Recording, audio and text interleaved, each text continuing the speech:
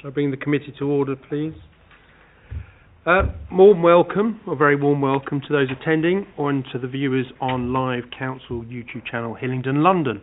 My name's Councillor Higgins, and I'm the chairman of this committee.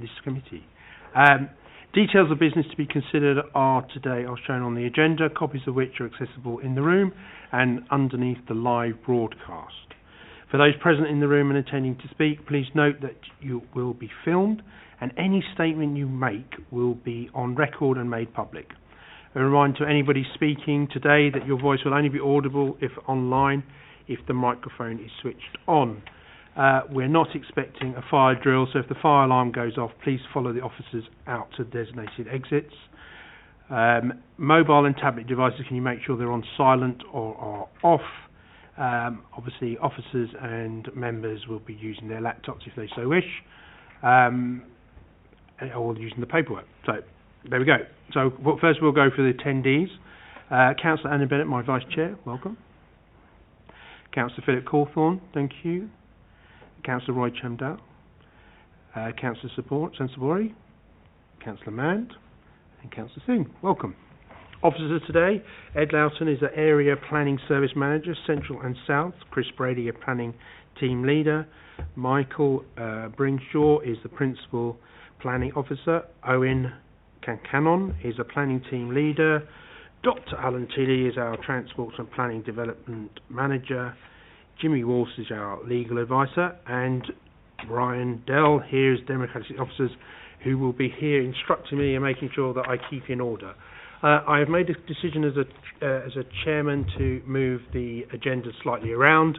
We'll be taking items 7 first, 6 and 8 will follow with petitions, and the last item is item 9, which is not a petition. So, without a further ado, let's just go through the basics of our announcements, which is, do we have any apologies? Yes, we have apologies from Councillor Burrows with Councillor Cawthorne substituting, and we have apologies from Councillor Garlick with Councillor Sensibori substituting. Welcome, and thank you very much for attending, you two. That's very kind. A declaration of interest in matters becoming before this meeting. Anybody? Nope. Great.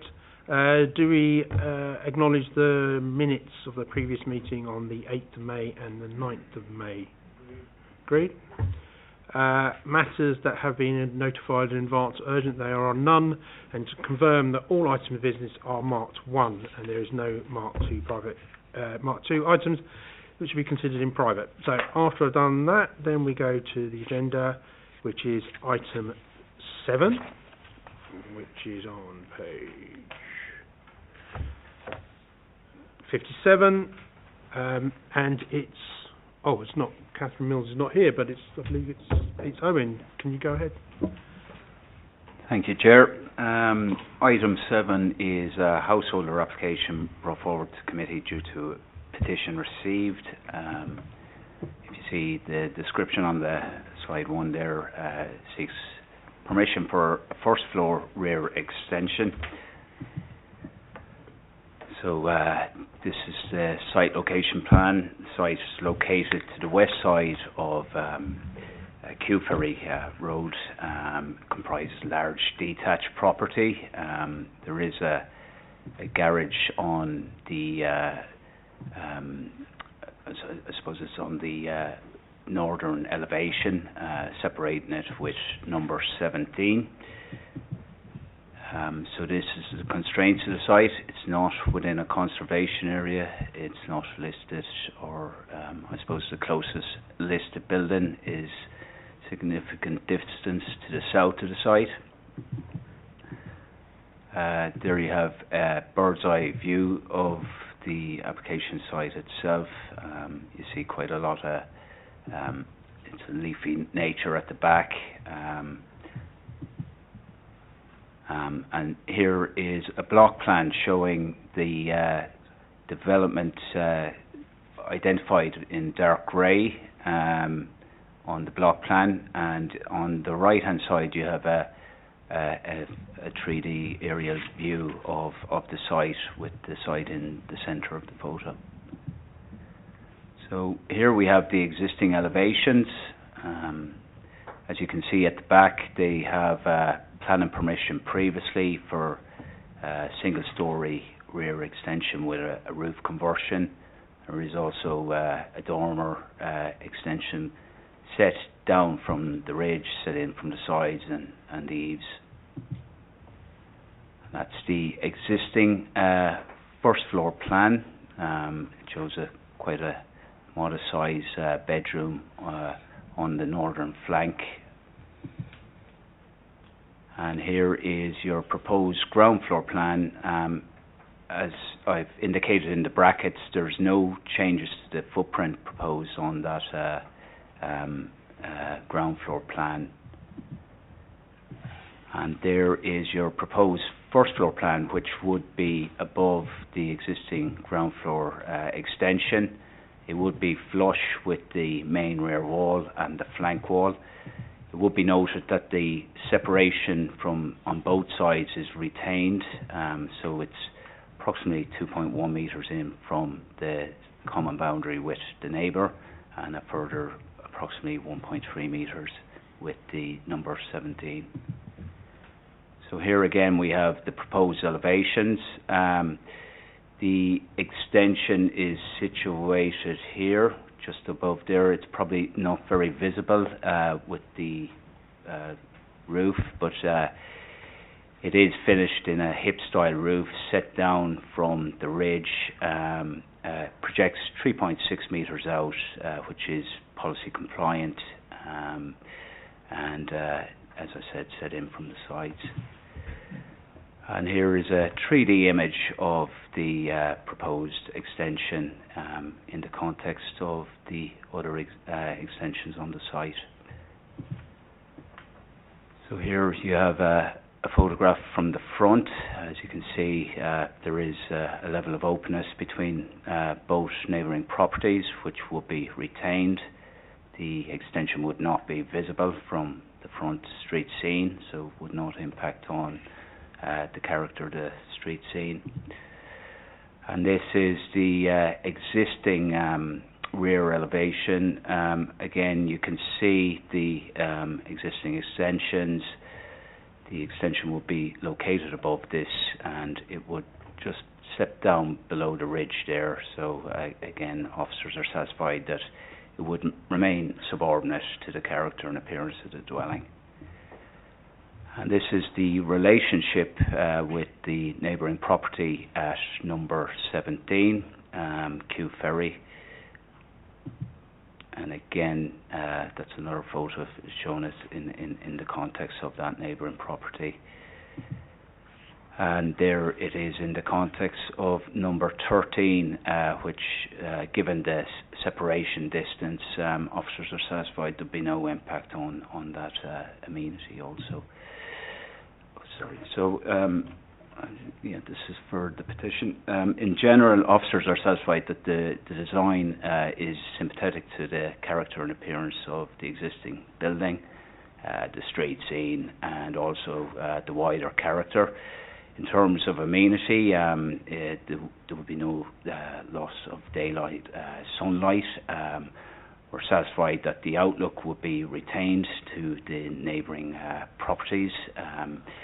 A further site inspection was carried out this afternoon just to examine the outlook of the neighbouring properties, and officers are satisfied that the outlook would be retained to the garden area. The flank windows serving the neighbour are already compromised due to the existing flank wall. And generally, officers are recommending the application for approval subject to conditions. Thank you. Okay, thank you. We have a petitioner on this item, Mr. Ellis. You have 5 minutes. As you know, we've been here many times. It's you got 4 is on green, 1 on amber, and 1 on red, and I will stop you. Obviously, you can nod when your slides need to be changed, or tell the officer. I'll take that into account. Before I start, there was a photograph missing. I submitted 3 photographs, and only 1 has been shown. Well, there's the second one. Yeah, they'll flow through. Okay, whenever you're ready.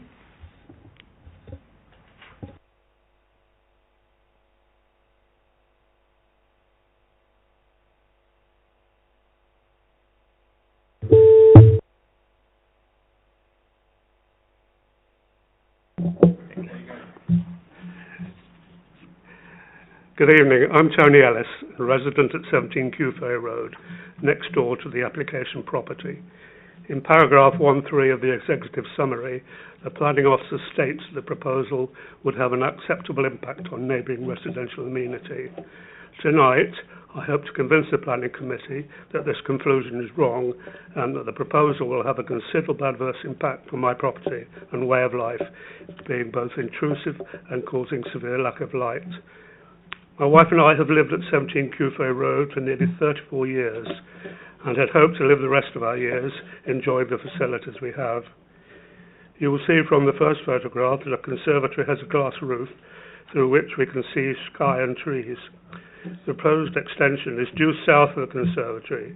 It will take a lot of light away, and during spring, autumn and winter, sunlight will be blocked from the conservatory from the south, where we spend a lot of time. Policy DMHB 11 of the local plan states it seeks to ensure that development proposals do not adversely impact on the amenity, daylight and sunlight of adjacent properties. The third photograph, which is from the kitchen, shows that the view has already been spoilt by the construction of the ground floor extension. During spring and autumn we get bright sunshine in the kitchen in the late afternoon from the southwest. The proposed extension will remove this uplifting experience. It will remove considerable daylight from the kitchen and we'll have to use electric light most of the time. Not good for global warming and apparently not in accordance with the aforesaid policy. In my original submission, I asked the planning officer to visit us when she did a site visit to fully understand what effect any building might have on us. Unfortunately, she chose not to do so. However, 2 officers did visit today. The decision to recommend approval will seriously affect our enjoyment of our property, which I believe is a basic human right. The Human Rights Act states, inter alia, that public officials should only do things that restrict one's right to private and family life when they need to. As the officer reports, there have been several applications, number 15, in the last few years, including an extension over 1,000 square feet, additions to the front, a new front wall, and a large building in the back garden. None of this work was carried out to plan, and an enforcement officer was required to get involved in each application. The applicant seems to have little regard to plans and their conditions. The various extensions took nearly 4 years. Builders took little notice of restrictions on working hours, and neighbours were severely impacted.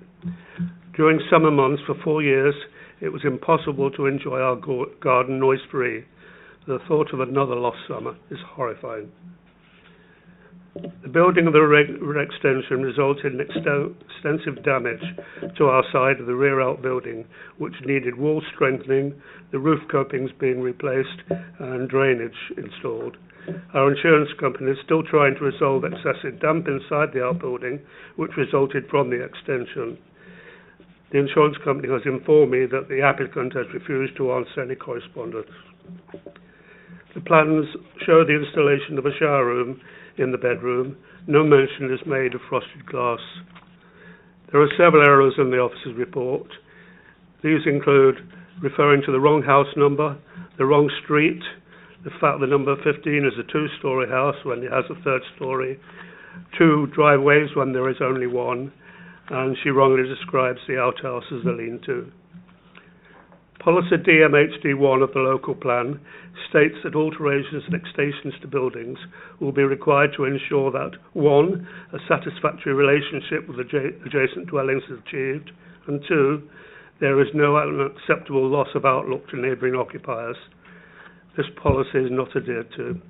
Thank you for listening to me, and I hope you can change the planner's mind. Thank you, Mr. Ellis. Does anybody have any questions for the petitioner? No? You may take your seat. Thank you very much, sir. Do we have the applicant or agent here? Strachan, Mr. Strachan or Mr. Benjamin? No? Okay, that saved us some time. Okay, so I'll ask the committee to take us away. So, Councillor Cawthorne, you had your hand up first. So. Yes, just an opening question.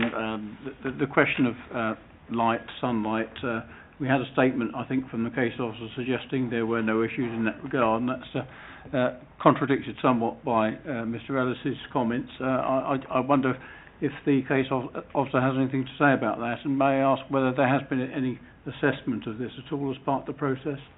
Thank you. Yeah, in terms of daylight sunlight, the segregation distance between both properties allows a light well to continue between the application site and the actual neighbouring property, and as planning officers, we feel that the two windows on the serving the kitchen on the flank wall would continue to actually get sufficient daylight sunlight, whilst it would also be noted that the window itself is not facing directly on to the extension itself. It's already compromised by the existing two-storey flank wall, and also the actual fencing between the actual two properties. In terms of the rear of the site, the actual extension or the neighbouring property has a window and a door leading onto a conservatory with a glazed roof and a glazed window to the side. On a whole, we feel that the actual level of light and sunlight would still receive sufficient daylight sunlight to that room, and I suppose in terms of our policy, it would not be will it be disproportionate in our view to require daylight sunlight in this instance. Okay, I actually disagree with the last comment, but I'll leave it there for now and wait for others to comment. Thank you. Anybody else? Councillor Bennett. Thank you, Chair. Microphone's playing up. I know. So under what circumstances would we, because I think the petitioner raises some valid concerns, and I guess as part of this committee process, we have to listen to the feedback and take it credibly and try to find an answer.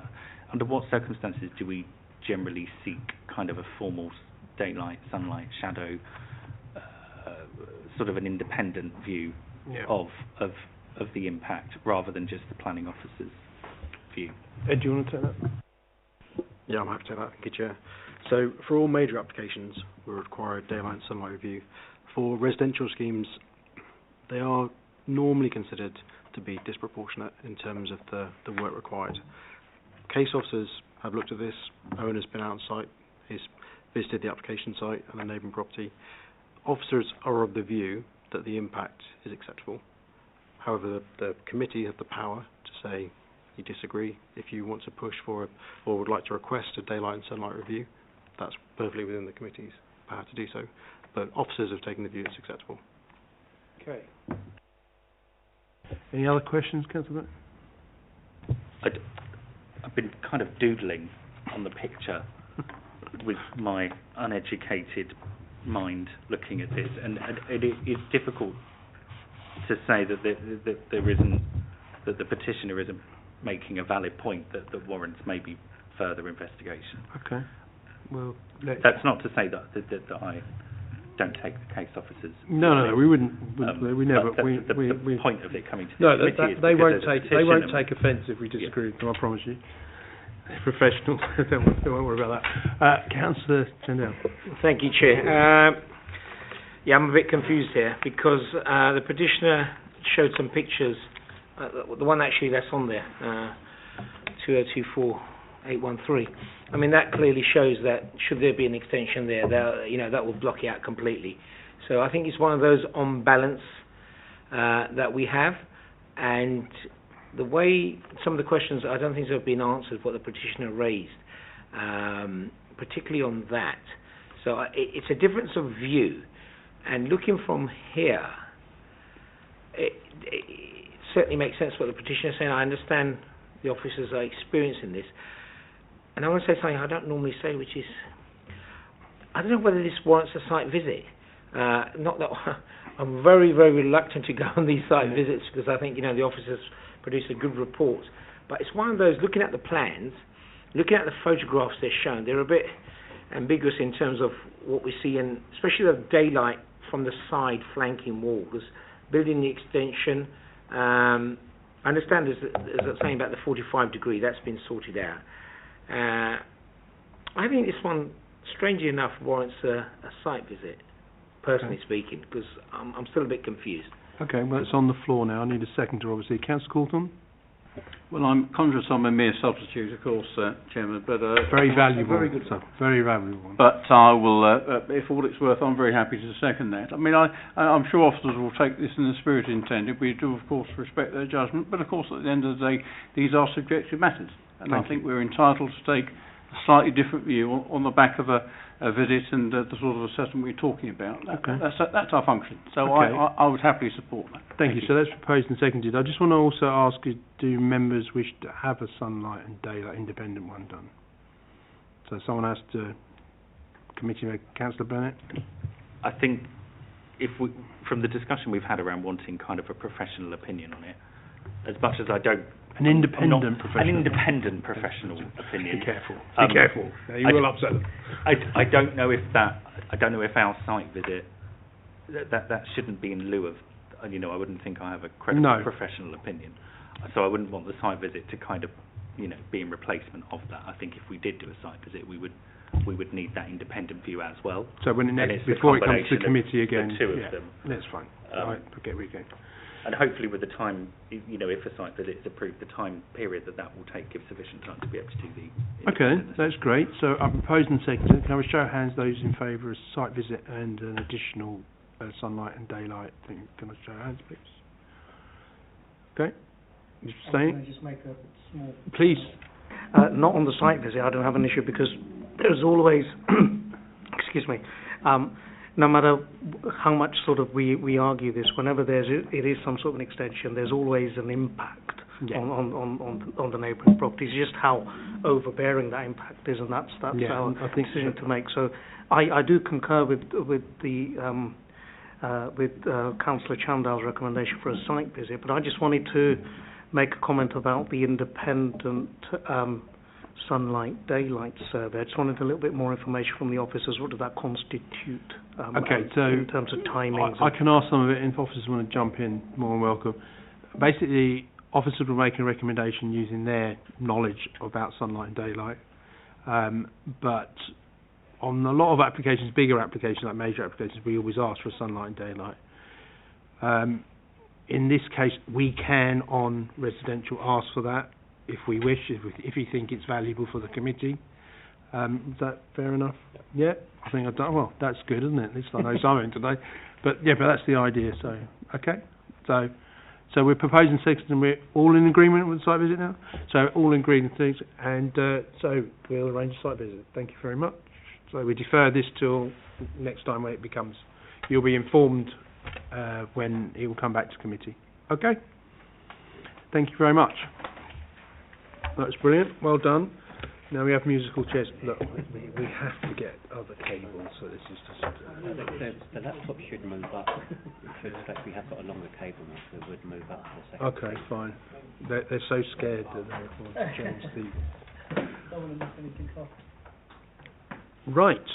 So, whenever you're ready, guys, item 6, please.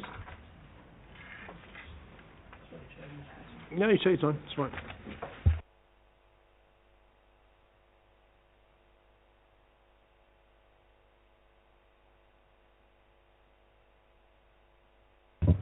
Thank you, Chairman. Item 6 relates to the redevelopment of the site at 279 Wakeleys Road. The development comprises of the demolition of the existing house and the erection of a 2-storey block of flats with habitable rooms in the roof space consisting of 5 proposed flats. The unit mix is as shown on screen. It's 4 times 2 bed and 1 times 3 bed units with associated parking to the rear.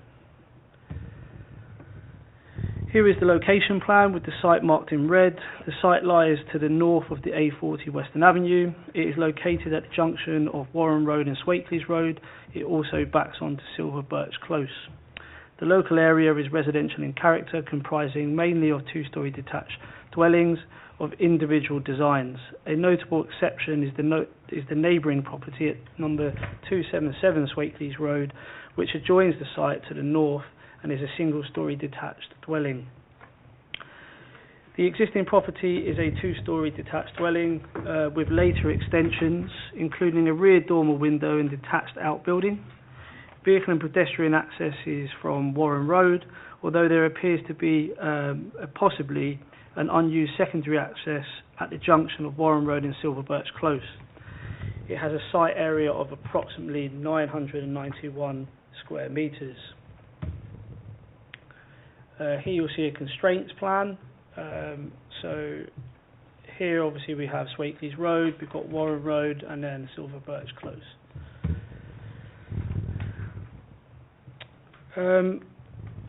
The application has been submitted in response to a previous refusal for a similar development, which comprised of a larger scale building and 6 flats. This application was refused on the grounds that the building's impact upon the character and appearance in the street scene was unacceptable, the over-dominance of hard surfacing and lack of soft landscaping, lack of usable amenity space, which led to a poor standard of living accommodation, and lack of evidence to demonstrate compliance with the highest accessible standards, and also the impact the development would have on the visual amenities of the neighbouring property number 277. I've just added some plans in from the previous application which was refused. It should also be noted that this application, or the refusal of this application, was also subject to an appeal which was subsequently dismissed by the inspector. So here you have the site plan for the refused application. You have some elevations. So you've got the north elevation and south elevation, the east and west elevations. I'll take you onto the existing plans in a moment. This current application reduces the scale, bulk and massing, which subsequently reduces the number of units proposed from an initial 7 to 5. The distance between the elevation facing Warren Road and the boundary has been increased from 2.5 to 3.5 metres.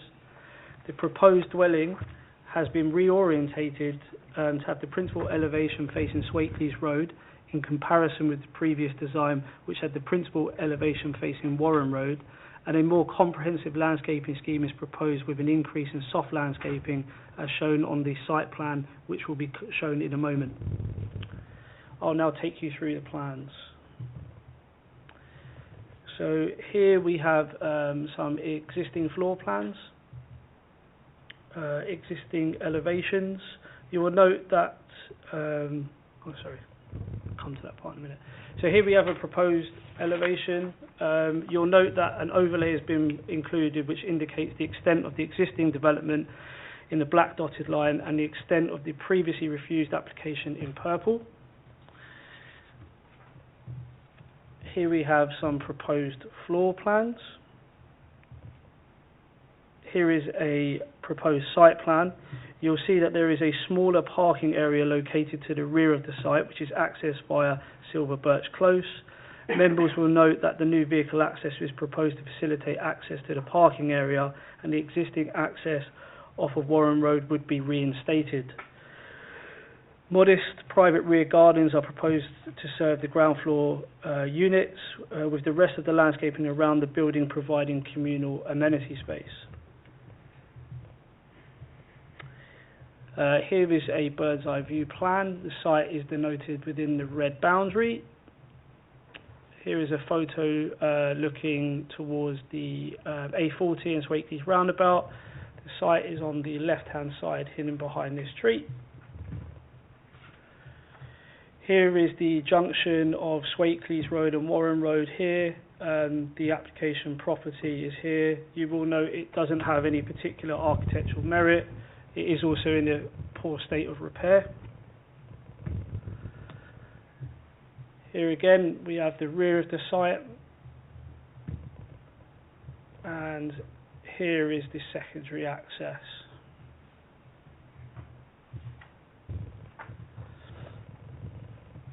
Okay, in terms of the assessment of the proposal, the principle of development proposes to intensify the residential use of the site. Whilst the proposal mainly consists of 2-bedroom units, 1 3-bedroom unit would be provided, therefore there would be no net loss of family-sized housing. It is noted that the petition in objection to the proposal refers to potential over-concentration of flatted developments within the area. An assessment of the developments within the street has been undertaken in accordance with DMH4, which sets a 10% threshold for flatted developments within a 1 kilometre distance. There are 83 properties within a 1 kilometre distance of the site. 7 properties within 500 metre distance either side of the site have been converted into a flatted development. The proposed development would be the 8th, and therefore the 10% has not been breached. The application site was subject to a previous planning application which was determined in 2021, and whilst refused, a reason for refusal relating to the over-concentration of flatted developments was not considered to be appropriate. The applicant appealed this decision, and this was subsequently dismissed. It is also noted that the inspector did not disagree with the LPA's assessment of this proposal. In terms of the design, as stated prior to taking you through these plans, the scale, bulk and mass of the building has been reduced, which is reflected in both the design and the number of units proposed. The scale is comparable to other properties within the street scene, as is the design, and it is therefore considered that the development would not appear over-dominant or out of character. The revised proposal illustrates that the building has been reorientated so that there are no side-facing windows which offer direct views of the windows within the side elevation of number 227, which previously formed a reason for refusal. Furthermore, the proposed development would be set in approximately 3.5 metres from the boundary closest to the properties along Warren Road. Given the sufficient separation distance in comparison to the previous scheme of 2.7 metres, it is considered that no detrimental impact or loss of light or loss of privacy would occur. In terms of the living conditions, each property has been designed to meet the London Plan minimum space standards. The level of external amenity space has been increased following the submission of a revised landscaping design, and this now conforms with the local plan requirements. In addition, the proposed plans illustrate a lift would be implemented in order to ensure that the development accords with the highest accessible living standards. The plans have been reviewed by the local highway authority, who have raised no objection to the proposed quantum of parking, its design, or the proposed replacement access. Conditions are proposed to be attached to the decision notice to secure EVCP provision, updated waste and recycling information, and construction management details. In summary, the principle of development is considered to be acceptable, and the revised submission responds positively to the previous reasons for refusal. The concerns raised in the 2 petitions and written representations received during the public consultation are noted and are addressed within pages 28 and 31 of the committee report, and also within a detailed assessment of the proposal between pages 31 and 39. It is for these reasons that the application is recommended for approval subject to conditions. Thank you, Chairman. Thank you, Chris. It's very good. I do like this report, because I had a question and I was going about the loss of office, and I thought, no, I'll look at it. You go to the front, and wherever you want to find it, you can find it, which is really good. I think it makes it a lot easier. So you guys, I don't talk to you so much now. So that's good. We have a petitioner here, Miss Blaney. No. Miss May? No. Do we have an applicant or agent Harinder Singh? If you'd like to come, and obviously the agent is Mr. Gillett. Is that you? Would you like to share your 5 minutes, or is you right for Mr. Singh to do his speaking? You can share. Okay, if you'd like to come, bring one of those chairs with you.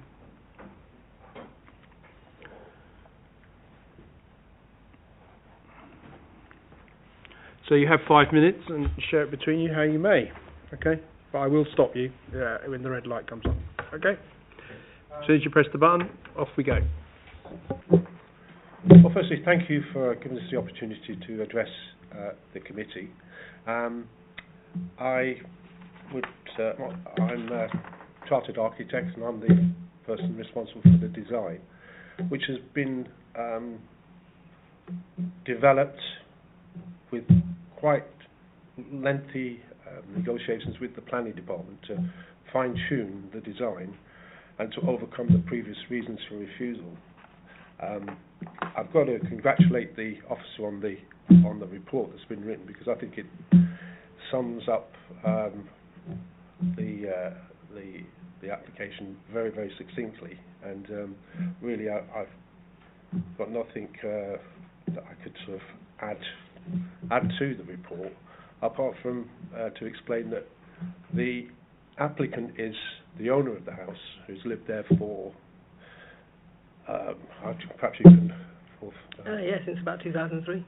2003, so over 20 years. And the reason that she's considering redeveloping the site is because she lives there alone.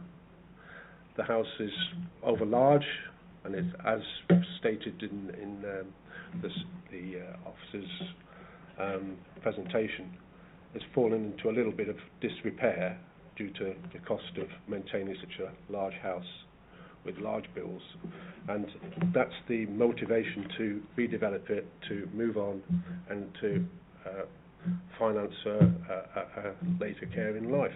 And I'd refer to the report, page 31, which says the local plan advises that the conversion of single dwellings into more dwellings, or the redevelopment of dwellings into new blocks of flats to enable more efficient use of the site to be achieved, is very, very pertinent, because we have a very large house which is being occupied by a single person who's having to heat, well, I don't know if she heats the whole house, but probably does, and it's not a very efficient way of carrying on, and that's why I think it's a very good development to approve, really, and I'd recommend that you do that. And perhaps Mr. Singh could add something to that? Sure.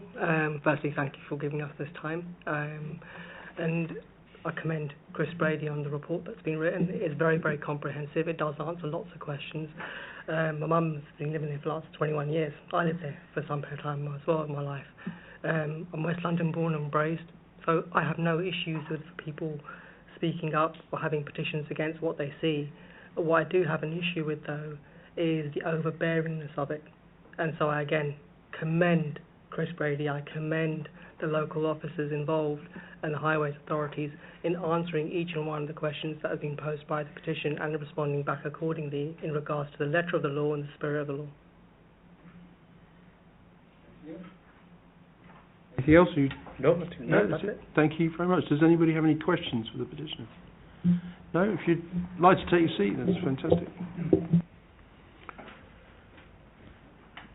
Right, so I'll open it straight to the floor. Councillor Bennett.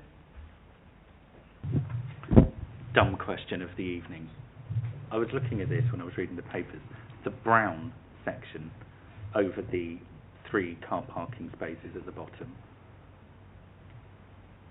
What is the brown telling me to my untrained eye? Chris? The font was too small to read in the papers.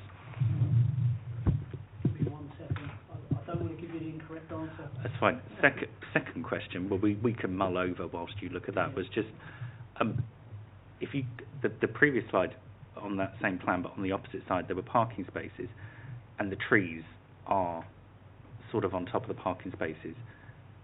So if somebody lives in a flat that was built with lots of trees around parking spaces, as the trees grow, it just becomes awful, because the trees just, people who have their cars parked under there have to wash it every week. Get an awful, and as they get bigger and bigger, the problem becomes worse and worse. It's just whether there is any.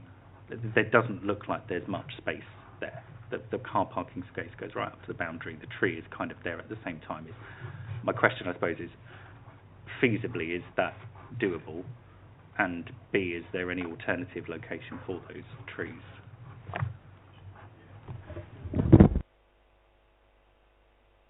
Please do. I think Ed will probably take the second question because he was preparing the answer. But in terms of the first question, the part which is on the plan, which is denoted in sort of a reddy brown colour, is a ground protection to be installed after the demolition of the existing sheds. So, yeah, I don't believe it's to indicate anything other than that. Ed, do you want to follow up? Yeah, thank you, Chair. So there is a landscaping addition proposed, so we can control those elements.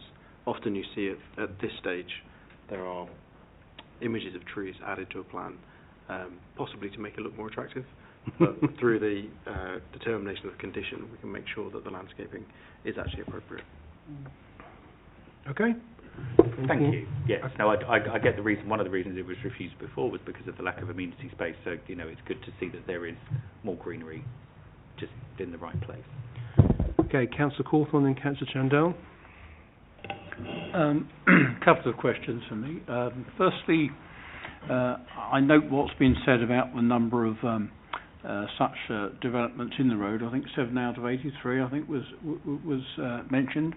I just want to get a bit more of a feel of the existing street scene, really. Having said that, I mean, obviously variety puts the applicant in a much stronger position, doesn't it, in terms of coming forward to something like this? But is this something, what I'm asking in roundabout ways, is this something that's really going to stick out like a sore thumb alongside what's alongside it? You know, or can we get more of a sense of what that bit of the road looks like? Is that possible? Can you also ask... A bit of context would be helpful. And also, can you expand on the 10% rule for that road as well, please? So, by nature of the fact that, I mean, I won't give the specific door numbers because I don't know whether that would be advisory to do in this sort of situation, but I did make note when doing the site visit of the properties which have been converted into flatted developments, and I can say that their scale is much greater than what's being proposed here. This is a corner plot, so we've paid quite a lot of attention to the scale and its design. If I can just go back to show you, this was the scale of development that was previously considered to be unacceptable. Not only was it wider, it also was an L shape, so there was an outrigger to the back which extended 2 stories. Now that wasn't considered to be appropriate. However, I think when you look at this particular plan, which as you see in the black dotted line, it may be slightly more difficult to see, but if I can just show you here, this is the extent of the existing property. So whilst you've got kind of 2 which almost form side extensions, and if they were to be proposed as side extensions, they would certainly not extend more than half of the width of the existing front elevation, so they're likely to be considered to be acceptable if they would come in as separate side extensions. I think there's probably a valid fallback position in that sense, that we would have approved them likely under a householder application. In terms of the extent of the depth, there is a modest increase in the depth.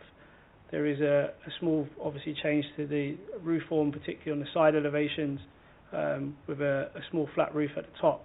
But in main, this is proportionate within the street scene. I don't have an image exactly of the street scene, but it is certainly smaller in scale than most of the flatted developments within this particular within a kilometre distance of the site.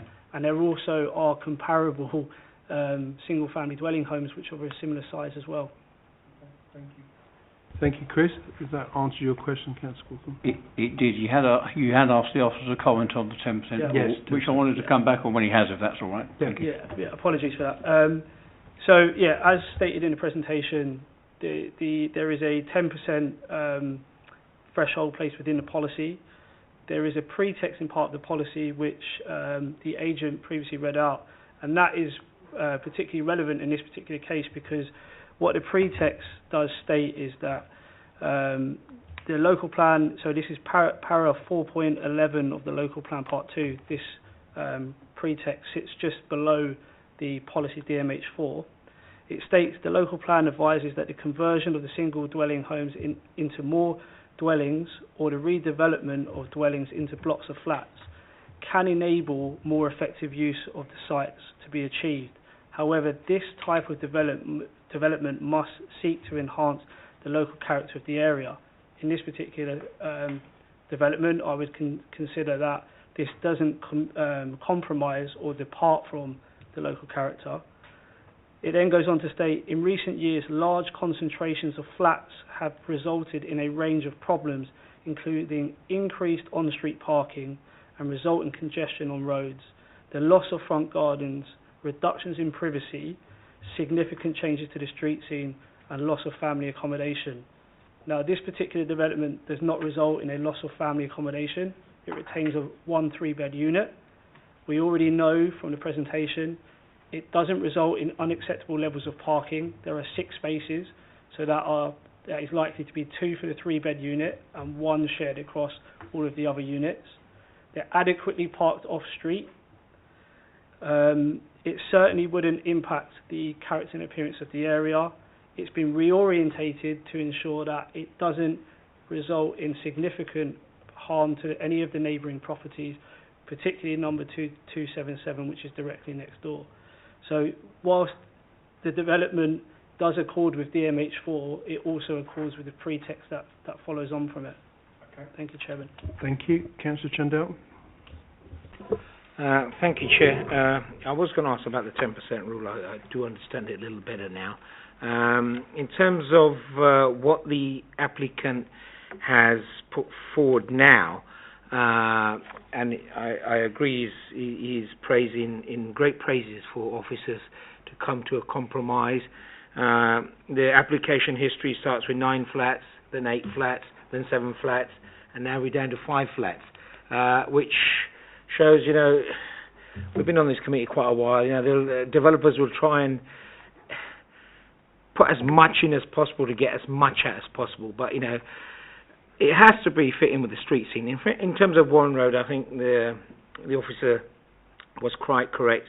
I drive past that quite a bit, and I look at these lovely houses down that road, and they're all different on the left-hand side and to the right-hand side, and the one that does stick out like a sore thumb is this building here. As you go past the corner, it does look rather tatty. So I think in terms of compromise, I think officers have done well in there, and I would go with officers' recommendation. You're proposing. Thank you very much, Councillor Jandal.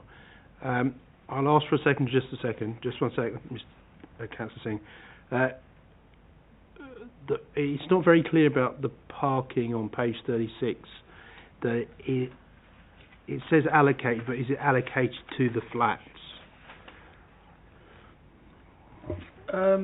I don't believe we've got a parking allocation plan condition. Should members want to add one, we can do. Yeah, please. And the other thing is, Dr. Tilley, obviously Warren Road at peak hours is very busy. It's 5 o'clock, 6 o'clock, everybody's turning off there. Have we taken that into account, and is there enough of a lay-by to get into? There's going to be no gates on there, is there? So it's a straight access in, is it? Well, those details would be secured by the landscaping condition. Okay, however, fantastic. we can make note of that within the condition. Could you just make note? So, I just want to be very concerned that when they're coming off the A40, a lot of them zip down there. Councillor Chandel, your proposal? Sorry, just on that point that you raised, Chair, I believe there's double yellows all the way down. I'm not sure how far they go, but in terms of the access to is it Silverbirch? Silverbirch, yeah. I believe there's yellows go over that. Can we just check that is the case? I think we had a photograph there. Yeah. If not, can we make sure that it does go over there? Yeah. Because last one is as a valid point by Chair. Okay. Double yellows. Yeah, brilliant. Alan. I can come in there, Chairman. Yes, the double yellow lines have been provided to protect the corners. Sorry, can you put your microphone on? Sorry. Apologies, Councillor. Yes, Councillor. The double yellow lines have been provided to protect the corners so that vehicles don't park on the junction. And then down to Silverbirch, isn't it? That forms part of Ickenham Parking Management Scheme IC3, where parking's restricted between 10 and 11 a.m. and 3 and 4 p.m. Thanks. Thank you, Alan. The point for me is just to make sure the traffic flows out and its accessing goes straight in, because it is on a corner, so that's the thing. I've got Councillor Singh and then I've got Councillor Cawthorne. Councillor Singh? Thank you, Chair. May I ask the officer what is the term and condition of working hours there? Because the road is quite busy. So also, the second question is, how many trees we planting there? Thank you. Thank you. Just in terms of the construction hours, those would be secured by a construction management plan condition. Normal construction hours are set out for a minor application. We'd place an informative on the application rather than suggesting specific working hours. Did you know what specific working hours are? Well, we'd have to review the construction management plan once it's submitted. Okay, so we'll take that into account. Yeah. Yeah? Okay. And just in terms of, to respond to the tree question, which is a good question, the full details of the quantum of trees and also quality species, maintenance plan, etc., that would all be included within the landscaping condition. If members were minded to suggest a specific amount of trees or pollution absorbing, whatever they may be. Well, they all have to be pollution absorbing. Yeah. We know that. We can amend the condition accordingly. Okay, but I'm sure that you'll cover the pollution ones. Councillor Cawthorne. Just a couple of questions. Just coming back to 10%, I mean, it's great that we have this, and I think I remember having a conversation with the previous borough solicitor some years ago about it, and the view was that it probably wouldn't stand up to the planning inspectorate. But it's great that it stood the test of time, because we need to be in the vanguard of protecting the visual appearance of our built environment. So it's good that it's there. My question relating to it is this, though. I mean, if we're minded to approve this evening, and let's just say, hypothetically, it doesn't go ahead, for whatever reason, these things do happen, where will that leave us? Because my sense is that will take us up to the 10% threshold. If another application were to come in for something similar elsewhere in the road when it's not been developed, will our hands be tied? Because actually it's part of the planning history, isn't it? So presumably that will be a material planning consideration with the further applications. Yeah. I just want to make sure that we're in a reasonably sound position to keep that. And I do have a second question unrelated. Go ahead. Okay.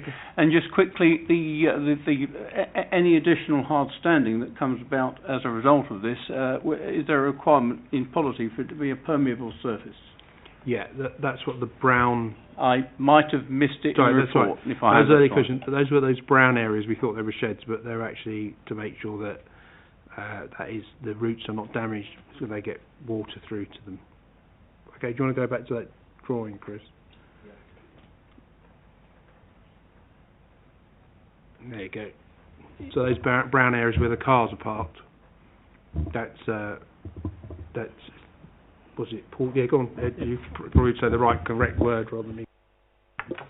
So just in terms of the surface water management, there is a condition number 13 that requires those details.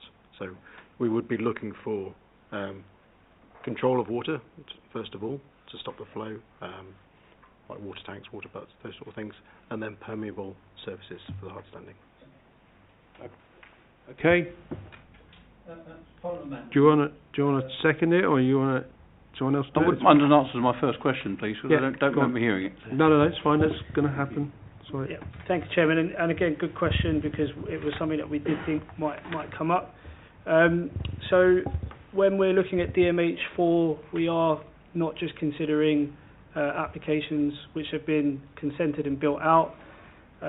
We actually undertook a history search of all applications which benefited from planning permission and had not expired.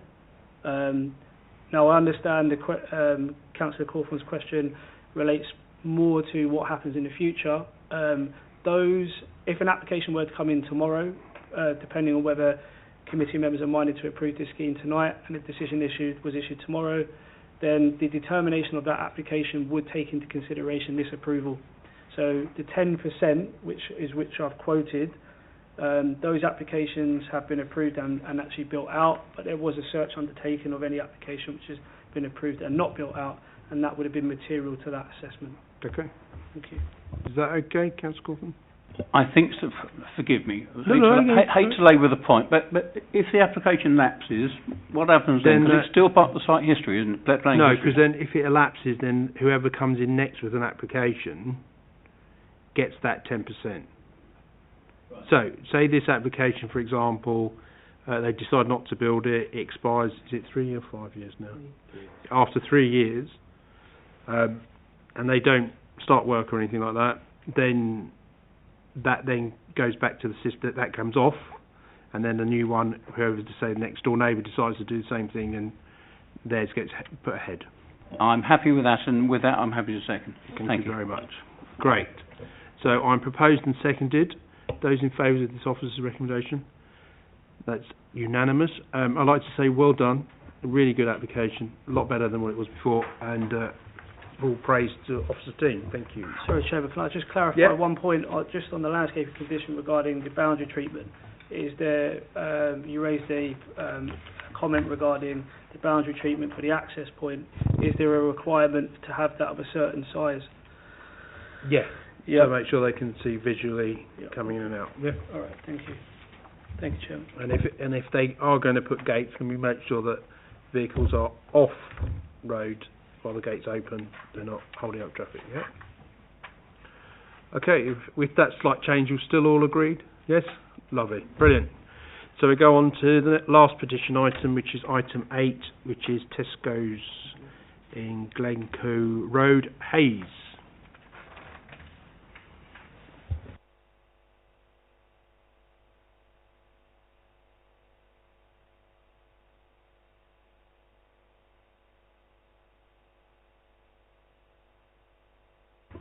Thank you, Chairman. Item 8 relates to a minor material amendment application to amend condition 3, which is a delivery hours condition at the Tesco site on Glencoe Road. More specifically, the application proposes to amend the condition wording to allow for one delivery to take place between the hours of 9 and 10 a.m. on a Sunday, which the current wording of the condition prohibits. You will see the current wording of the condition also on screen. Here is a location plan with the site denoted in red. The Tesco store is located here, and then you have ancillary parking around. You also have a servicing and delivery yard to the eastern boundary. Members will also note that there are residential properties which surround that boundary. Here is a site plan. Again, the site is contained within the red boundary line. Here is just a better representation of the buildings on site and also the car parking arrangements. Again, the site is contained within the red boundary. This particular plan indicates exactly where the deliveries will take place, marked in blue. The applicant is proposing to deliver to the front of the store in this area prior to the store opening. Delivering to the front of the store will make it quicker to unload the perishable goods and will also reduce the potential noise impacts upon neighbouring residents which bound the site to both the south and the east. As shown, the south and the east is also where the existing service yard actually is. Here we have a bird's eye view, so this is much easier to see where the existing store is. You'll also see the parking around the outside of the site and those residential properties to the east. This is the front of the store. The delivery vehicle will pull up outside of the store. The car park will not be in use at this particular time on a Sunday, and the store will not be open either. Here is the existing access road which leads up to the existing service and delivery yard, which is on the left. Front of the access road is here. Okay, so just in terms of the assessment of the proposal, I'll just go back to this image here. It is key to note that the application proposes to amend the condition to permit one single delivery on a Sunday between 9 a.m. and 10 a.m. The delivery location has been moved to the front of the shop to reduce any potential noise impacts to the residential properties who are located in excess of 34 metres from the front of the store. Moreover, it should be noted that the current restriction applies to all deliveries apart from newspaper deliveries on a Sunday. As such, the principle of a delivery on a Sunday is established and mitigation has been proposed in the form of the location of the delivery in order to reduce the potential for a significant increase in noise disturbance. The application has been reviewed by the Council's noise and highway officers, neither of whom have raised an objection to the amended wording of the condition. The concerns raised within the petition and written representations are noted, and a response to these is set out in pages 88 to 91 of the committee report. In summary, the proposal for one delivery between 9 and 10 a.m. on a Sunday is not considered to result in a significant increase in noise, given that this is one delivery and it's set in a location which is at least 34 metres from a neighbouring property. Unlike the existing service and delivery yard, there would be a negligible impact upon air quality and the highway network.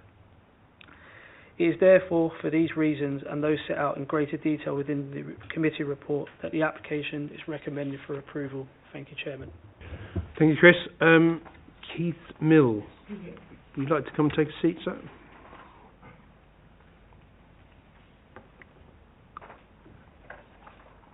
I don't know if you've been before, but you have 5 minutes, and 4 green, 1 amber and red, and I will stop you, so whenever you're ready. My name's Keith Hill. I live at 43 Telford Way, right next to the slip road for Tesco's. All over the years we've had trouble with pollution, noise and diesel fumes in our garden. And I think I was up in 2018, they were refused the application. And on the committee, the chap said on the committee that if we allow Tesco's one delivery, they could deliver more, and they find it hard to stop them. So on this delivery here at the moment, Tesco's open their stores at 9 o'clock, not 10 o'clock. They allow people into the shop at 9 o'clock in the morning for an hour to go around Tesco's, get their food. They don't open the tills to 10 o'clock. So that means there'll be cars in the car park waiting to get in, and the lorries there, and unloading the lorries. And the same thing is, these lorries got metal containers with food. They make terrible noise. They've got metal wheels. That lorry can't reverse. It's got to go around the shop area. Where the shop area is, there's flats. So you've got to go forward and go round. There's flats above the shops. So that's residential. You've got the noise. And I've been there since 1997, and we've had constant noise and pollution. And I've been in my garden, and I can't. Unfortunately, I've got fibrosis now. So if a lorry pulls up, I've got to go into my home, because it's on my phone, the email of the manager. He told me to get the lorry to bring the lorry in. The damage has been done. So I can't go sit in my garden because of diesel fumes. Next door neighbours, exactly the same thing. Now, from 2018, you said you didn't give Tesco's permission. For 2019, people, residents down the road, they believe they're delivering on Sundays and bank holidays. I thought, no, I can't do that, it's silly enough. I've got photographs on my phone. 2019, they've done 2 deliveries, which I caught them on Sunday and the bank holiday. I got in contact with, is it Daniel Lord? I sent him photographs of this, so it's noted. But the thing is, I just don't trust Tesco's. I think all they're after is get permission to deliver. Once they get that permission to deliver, then they can deliver more lorries. And it's just an ongoing. This is going for years. I've emailed the manager so many times. about these lorries. And the time it's sorted out, the damage is done. All the noise, and then at night time they come in, they can't get in the loading bay. So they bip the horns to get into the loading bay. This could be 2, 3 o'clock in the morning. And they drive the lorries into the loading bay area, and they're supposed to have a limited amount of time to turn these lorries off. They don't. One night I was just laying there for half an hour. There's a lorry, and so these are massive lorries now, massive lorries. And the fumes and the noise, I know I keep saying this, but the residents all down there complain about the noise, because sometimes they don't go into the slip road because there's already one in the loading bay, so they park outside, somebody else's property with a noise. And this application, I don't know how they're going to get in there, because that roundabout is so tight, even for a car to get round, you go past the garage, and to them to pull round there, to go up. Just goes over that at 9 o'clock in the morning, and they don't serve till 10 o'clock on the till. So there's people going in there, and every lorry there. This has just been going on for years. So all the petitioners prior to me are lucky enough to be able to move and go away. I can't afford to go away. But I think, why should the Tesco's... I can't... It's just, they're so selfish. And I've said emails... We've had John McDonald, the MP. You've got to see Tesco's managers twice. And it's still the same. It's like Groundhog Day. Okay. Thank you. Thank you for your time. Thank you. Thank you for your time. No, stay there. We'll have a few questions for you, I think. I've already got Councillor Cawthorne, Councillor Jundale. So thank you for your presentation. Just a couple of questions for you. So am I taking it there's been no attempt from Tesco's to engage with you as a resident or a group of residents over this proposal? Will that be right? Well, I have with myself and John McDonald, and we've gone to see the manager, and we spoke about this situation with noise and pollution, and it's like Groundhog Day every day of the week. It hasn't changed. Thank you. But they've not reached out to you, though. Yes. You've initiated that discussion, have you? Well, no. I've done that because we've got something done through the post about application for the extension of the deliveries. So I went down and asked people where I've got a petition. I'll ask them about it. I said, do you want to sign it? You signed it, don't you? So they signed it. Thank you. I've got 40 signatures. Thank you, Mr. Mills. Councillor Jundale? Thank you, Chair. Maybe not quite planning, but have you spoken to your local ward councillors as well? If you're saying there's ongoing issues, just as a bit of advice, if you haven't, I would suggest you go and speak to them. Yes, but the thing is, though, it doesn't make any difference, because it just goes on and on and on. And that delivery, I can't see how they're going to get their lorry. It's going to go round, there's the shops and reflect the noise. Okay, Councillor Bennett. Thank you, Chair. Thank you as well for your petition. Just so I can get a clear idea of timeline, did you move in before the Tesco was built or after the Tesco? Tesco's was built first. Yes. Right? And it was a lot smaller. They built a bigger Tesco's, right? But the loading bay is the same volume. It's the small one. So what's happened? These lorries are so big. They come in, and they can't all get in. So they sit down the slip road or further down. And so the residents have complained to me, asked if I'm not going to do it again. I said, yeah, this is the last time I could do this. Because it's a bit of a long fibrosis. It's a bit of a chore for me. But okay. I just can't believe it's one lorry. Yeah, thank you. You have to go around to get out. It's very tight.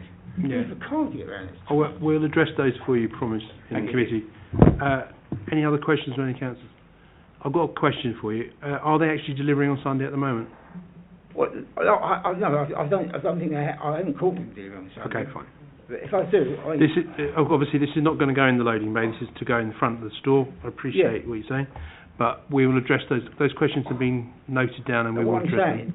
They've got to go around that car park. They're going to go past. I promise you, I'll address that as well. Yeah. Don't you worry. If you'd like to take a seat, that'd be fantastic. Thank you. Yeah, no, we'll do it after. Is the applicant here? Yes? Is it Mr. McClough? Yeah, I'm the agent. Okay. If you'd like to...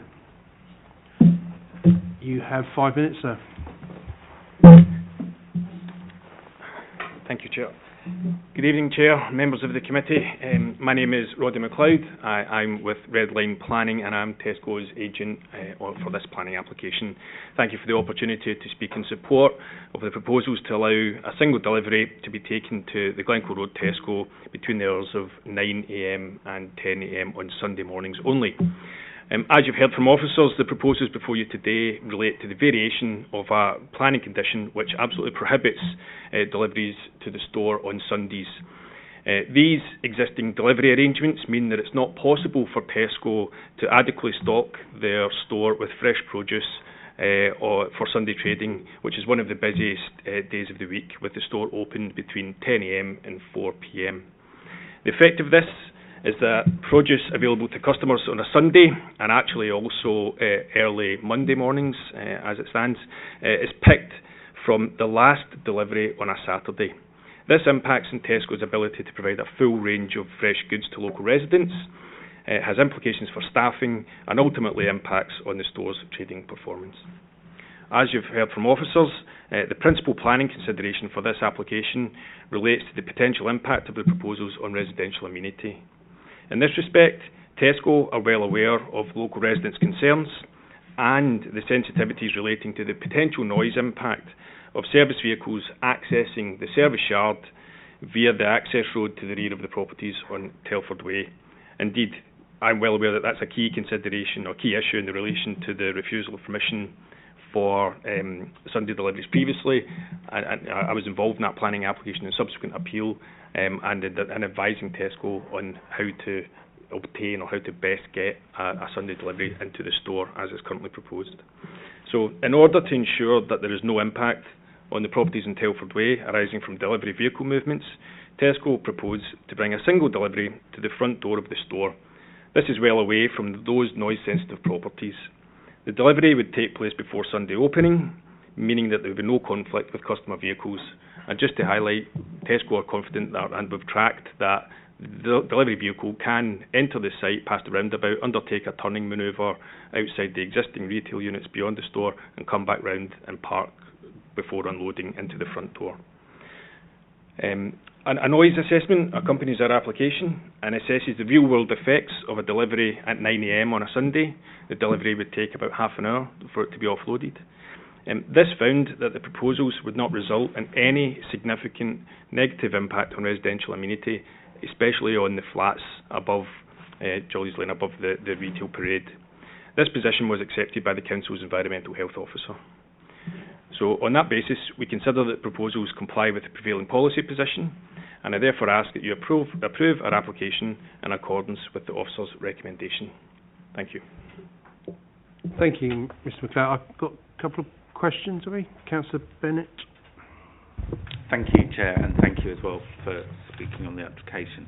So just to be clear, the reason why you are proposing not to have the delivery in the usual loading bay is because of the noise that would cause to residents who live along that service road. Exactly that. Tesco have made efforts to obtain Sunday deliveries. In 2018, 2019, we ran an application for deliveries to the service yard during the day on Sundays. That was refused. That decision was upheld at appeal by the Planning Inspectorate. So we know that Tesco are well aware that noise issue is a serious one, significant one. We're not looking to try and expand on that or try to push that any further. Therefore, they've looked at alternative arrangements. I think the fact that we're back in with this application demonstrates the need for an additional delivery to the store on a Sunday to provide fresh goods. And if what's the contingency if the delivery is late? So presumably to unload. I used to work for Waitrose. We didn't have trucks probably as big as Tesco do. But to unload an HGV in an hour and get it out the car park before anybody comes in, that doesn't leave you much contingency if there's a hold up. Well, presumably the distribution centre is quite some way away. This lorry's travelling some distance. True, yeah. There will be a strict restriction on the permission that sets out the delivery can only take place between 9 a.m. and 10 p.m. Or sorry, 9 a.m. and 10 a.m.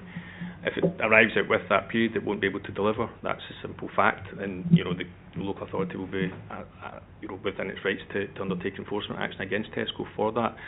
It will be, and when Tesco do put in place strict delivery management policies and do require vehicles to get there on time and undertake their deliveries in accordance with their delivery management requirements, I can appreciate that from time to time that may not happen, but we're here today to get deliveries between the hours of 9 a.m. and 10 a.m.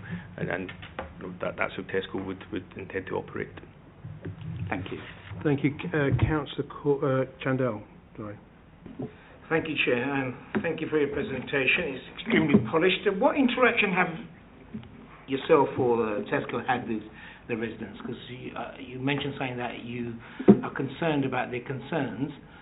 So could you tell us a little bit about what interactions you've had with residents, please? We've had I personally have had no direct interaction with local residents. I think from the previous applications and comments. Okay, can I? Okay. Any more questions? Yeah, can I ask a few more? Okay, and also you mentioned something about the turning circle, because that's mentioned by the petitioner. Do you have any documentation to show any? Councillor Chandel, we will ask Dr. Tilley on that question because it's come through the report. Thank you. Okay. In terms of your previous application was from 10 o'clock till 9 o'clock in the evening, which was refused. So, and you're saying the only reason you want to have this from 9 to 10 o'clock is for business need only, nothing other than that.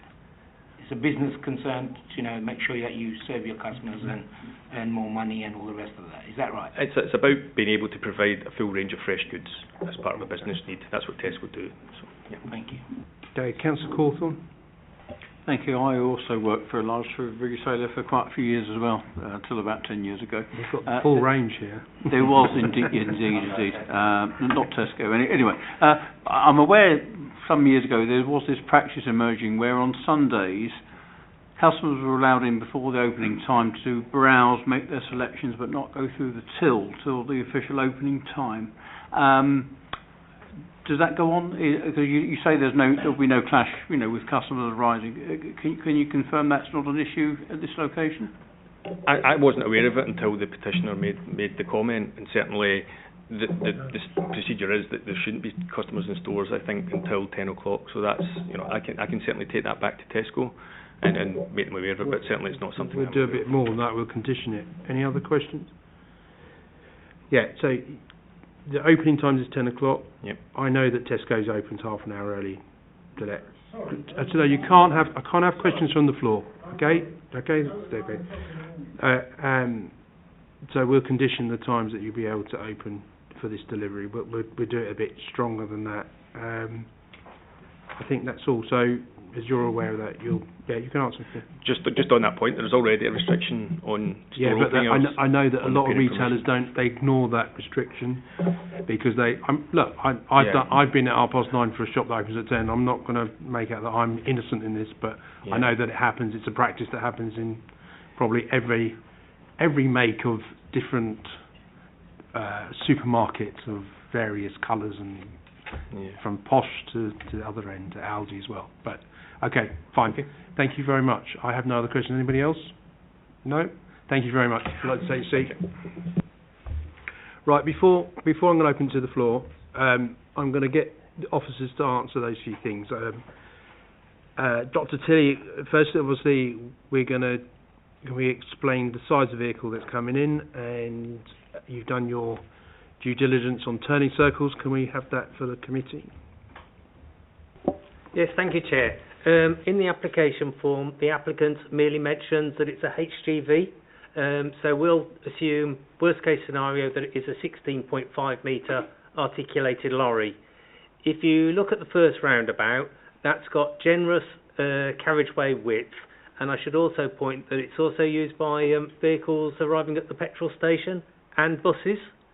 Then the second roundabout is a mini roundabout, and mini roundabouts are designed as such that they can be overridden, and then the vehicle would enter the car park because of the time in the morning the car park would be largely empty, and I don't foresee any conflict between vehicles that would raise undue concerns to the highway authority. Okay, and have we looked at sort of, I know we have management plans for various other things. Sorry, we have various management plans for various other things. Do we have something for the same for this? In idea, do they have to set out cones for the delivery? Is health and safety issues, are those something a planning committee can do, or is it something that we expect the store to do?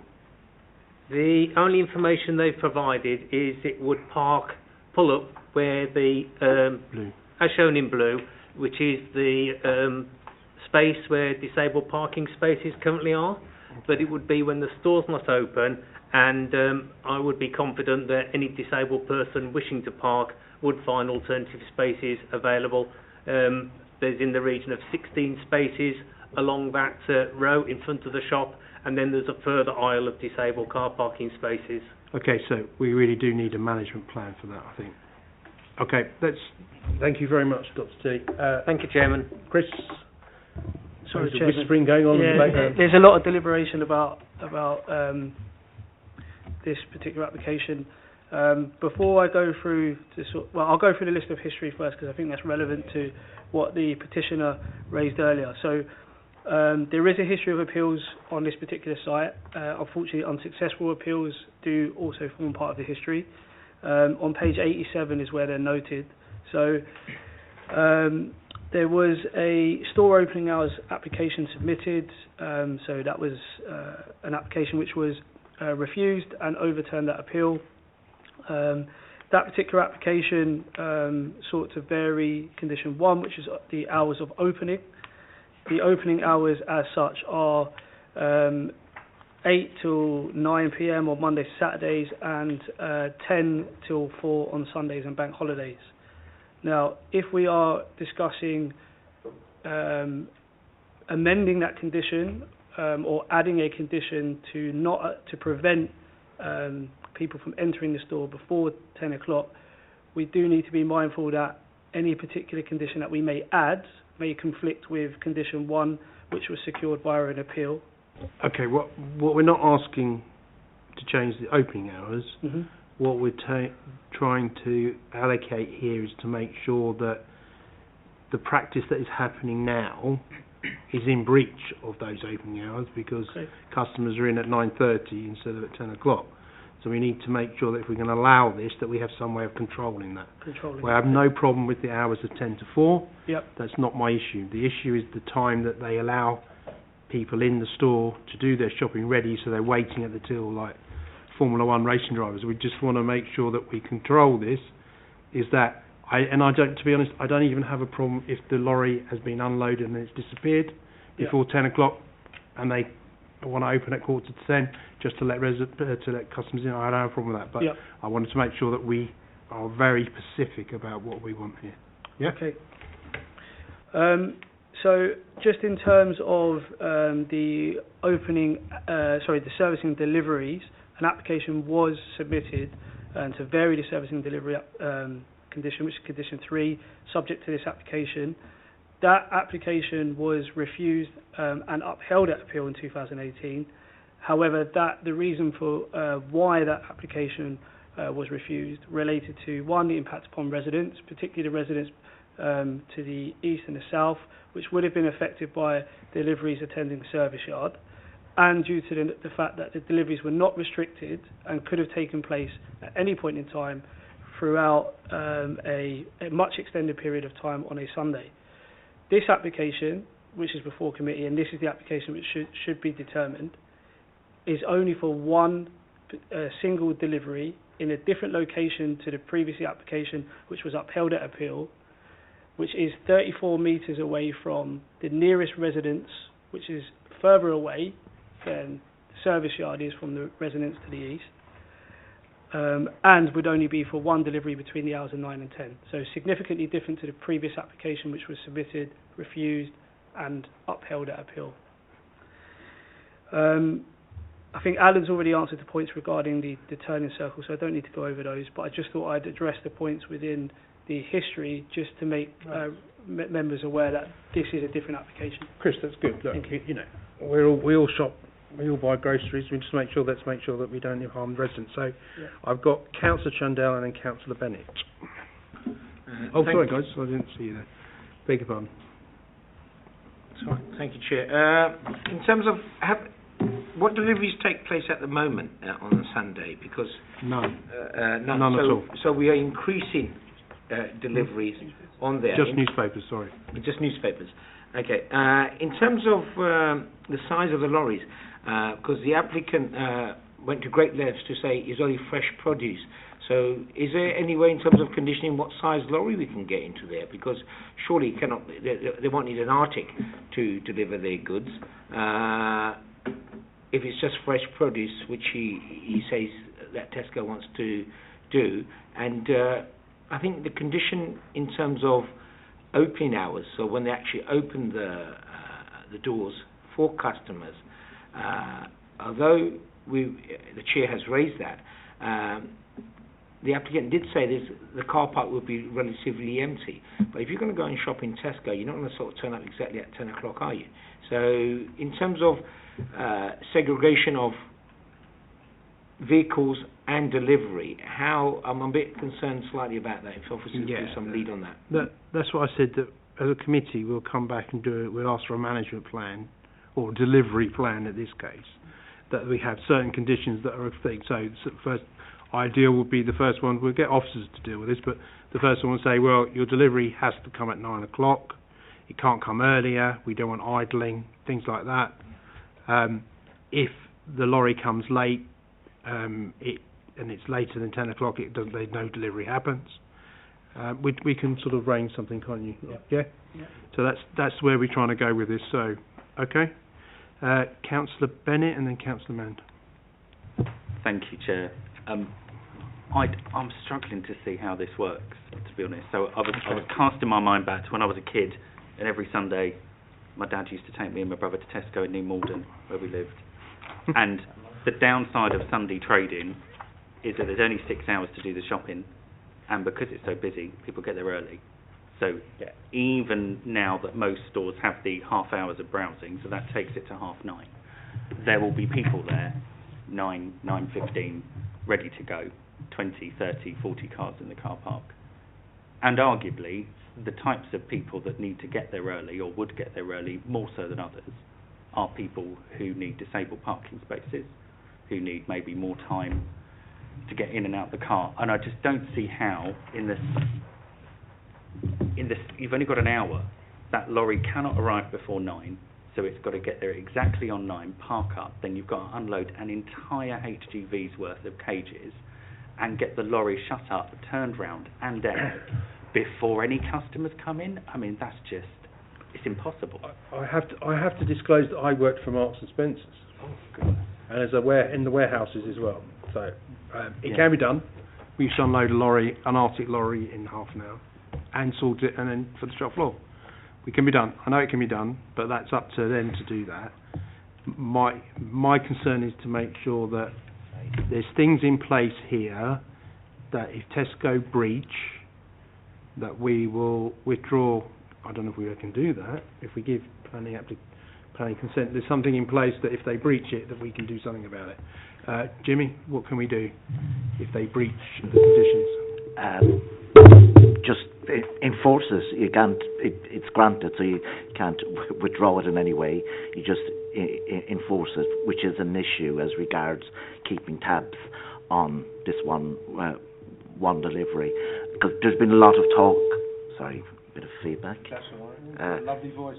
There's been a lot of talk about other enforcement issues, other conditions, but you need to concentrate on this application and this one delivery, as opposed to any penalty in relation to previous conditions. You need to concentrate on that and be reasonable in any conditions you impose on this one delivery of a Sunday morning, I'm afraid. Okay, so we can't say free food for everybody on Sunday if they're late. Okay, fine.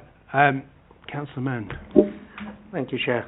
I know the application's for one delivery, but it seems more complicated than Always and is. it feels complicated as well. And it, to be honest with you, it doesn't sit very well with me at all. I don't feel how you can police just a single delivery. It's difficult to impose that. And what about if that delivery turns into two? What do we do? Give them a slap on the wrist? Or, I don't know. Also, another thing that Councillor Chandler said, which I agree with, is that if it's fresh produce, it doesn't need a massive lorry to go in, then it doesn't need an hour for it to offload. And I've been to that site quite a few times, and I know it's 30-odd metres from those flats at the top of the shops, but it's an open space, and when those lorries are going to turn around and they're going to beep and reverse, etc., it definitely does echo in there. And I just feel it seems very hassleful. Yeah. Yes, but life is full of difficulties that we have to overcome. And we are not communists, we are capitalists. So I think the conditions we're putting are... We'll put conditions on it, and but we have to... I want to be very clear about how, as Jimmy's pointed out, I want to make sure that if there is breach, if we state that there is breach, if we give consent, then surely we are allowed to overturn that. But I will then come back to you in a minute, Jimmy, about that. Councillor, do you have any more questions? I still have. I mean, the residents said there have already been deliveries on a Sunday. So no, he hasn't. There's no deliveries on a Sunday. You said you hadn't seen a delivery on a Sunday. I took photographs in 2019. On a Sunday, which was COVID, yeah? Sunday delivery and a bank holiday delivery. Yeah, but that was... Okay, that's fine. I'm saying the trust. Yeah, but okay, that's fine. I appreciate that. We've got the deliveries. Obviously, were done. Well, they were going around. That 19 was COVID. I don't know. Maybe we'll give exceptions. I'm not going to say yes or no, whatever. But then those deliveries were taken around the back, which is causing more problems for residents. This is not. No, I'm sorry, you can't. No. Sorry, I said. Can I? Thank you. So we have to. Okay, so where we are then. So, any more questions? It wasn't a question, it was just an observation. Yeah.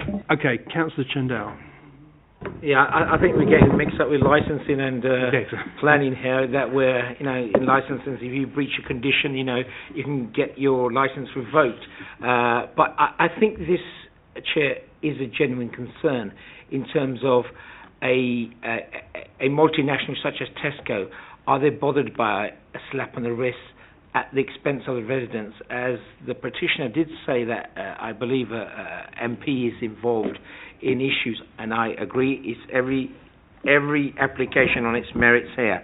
But I think this is a valid reason that, was it a corner shop when you wonder if somebody's getting enforcement action and a fine, it'll make a difference. Would it make a difference to Tesco's? Okay. Just on the point of that, listen, they're asking for 9 to 10, fine. If the committee wishes to grant it, it should be from 9 to 10. In terms of, we shouldn't really be talking about what penalties if they don't adhere to it, but unfortunately this is life, and the agent for the applicant, he wasn't aware of a Tesco or any major brand opening half an hour early, which surprises me greatly, because we all know, we've all been to these supermarkets and they all open half an hour beforehand. So that on that point doesn't fill me with a great bit of confidence. I know. Unfortunately, we have to take it as a planning application, but we have, before we grant, we do have some power. It's after we've granted, then we have nothing. Okay? So that's where I'm trying to get to. I'm going to ask officers before I come back to... Is it Councillor Cawthorne? Did you put your hand up? No, it wasn't Councillor Bennett. You put your hand up. What can we do? Let's be honest about this. If we have issues here, you've heard them.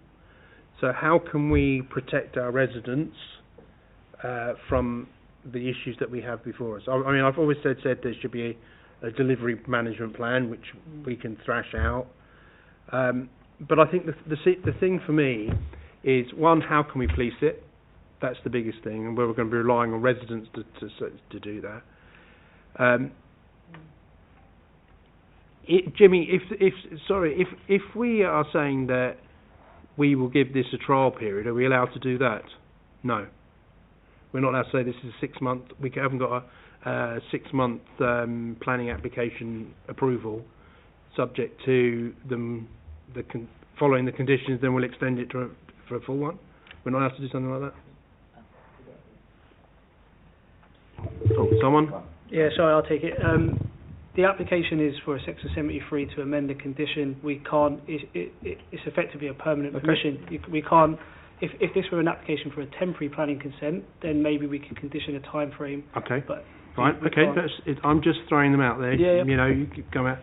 So is there, with these fantastic minds around this table, you must be able to come up with something. I haven't got an answer, and Chris's answer to previous questions is correct.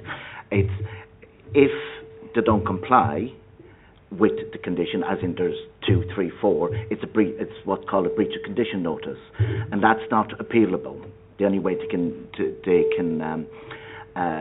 overturn that is a judicial review, which is a lengthy process from even a big multinational,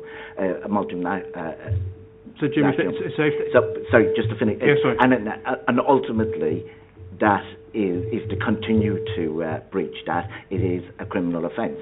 Once it's proved, etc., etc. Yeah. Okay. So that it's a rare thing, but it does happen, and I have issued cases along those lines. So we do have some legal boundaries here. Yeah, sorry, and I should have been clearer about that the first time. It is. You've got lovely echo. I know, sir. It is. A breach of condition notice is what would need to be served, as long as officers are confident and officers would need to witness the breach rather than actually members of the public. So just for a point of clarification, so if a breach happens, then it'd have to stop deliveries on the Sunday? Say we take them, say we decide that we win and we have evidence, that would then make sure that they are not allowed to deliver anymore, or they continue to do so. I'm going to try this one a bit better. There you go. No, the breach condition would only put them back into the position they were before. You can't take away the condition that's been granted. No, what I'm trying to say is that if they're in breach of it, say you make if I form a crime, a shoplifting crime in particular, Mr. Councillor Mann's store, he can put and I breach my condition, he's put a ban on me to go in, and I go in. It's the same sort of thing? No, not in relation to this. They've assuming you're going to grant permission today, they breach it, they do 10 deliveries of a Sunday. Hillingdon issue a breach of condition notice. They have no right of appeal, they don't challenge it, then they continue to breach it, because obviously they can comply. Yeah. They can comply with that by just doing one delivery of a Sunday. Then there's nothing we can do as a council. If they continue to do that, it is a criminal offence. But the judge cannot take away, take away that actual condition. Okay, so there you go.